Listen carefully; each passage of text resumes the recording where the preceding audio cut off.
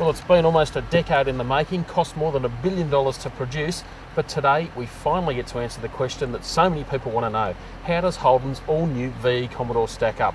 How does it drive? Let's go and find out. You can feel just how much stiffer the body is on this new VE. That means fewer squeaks and much more composure. It basically allows the suspension to do its job better. A lot better.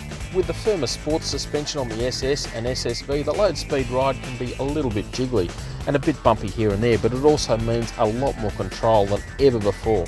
So that translates to superb road manners. It really is an impressive vehicle. And not surprisingly, with tyres as big as 19 inches, there is heaps of grip going through corners.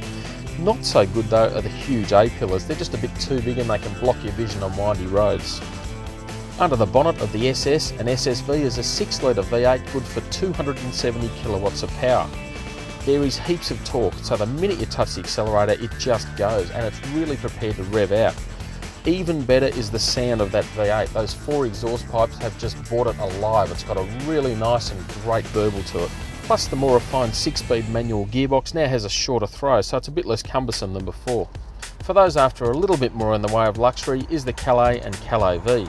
Now the driving experience of these two is pretty similar to the SS, and that's because they share the same suspension and similar size wheels and tyres. Performance also comes from the optional V8 engine, and it's just as exhilarating, and even better is the 6-speed automatic transmission.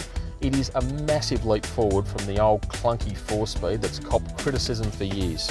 The cabin of the new VE Commodore is quieter than ever before. It's really up to world-class standards now, and it works really well for these luxury models. Okay, so that's the sports models and the luxury models, and we've established that the Commodore is a world-class vehicle, at least when it comes to the flagships. But what about the base model, the Omega, which is ultimately what most people will be buying? Well, thankfully it retains enough of the goodness of the others. Even though it's a little bit bland here and there, the body feels solid and really well put together. The steering's a tad light for my liking, and it also feels a bit plain here and there, but you sort of expect that on an entry-level model.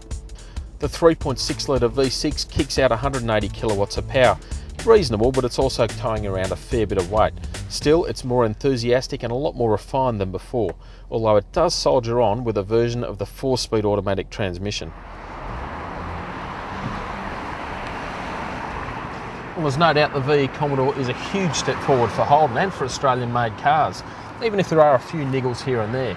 But of course the big question is how it'll go on the sales front and how it compares to its competitors. Now to keep in touch with all that, keep in touch with Drive.com.au.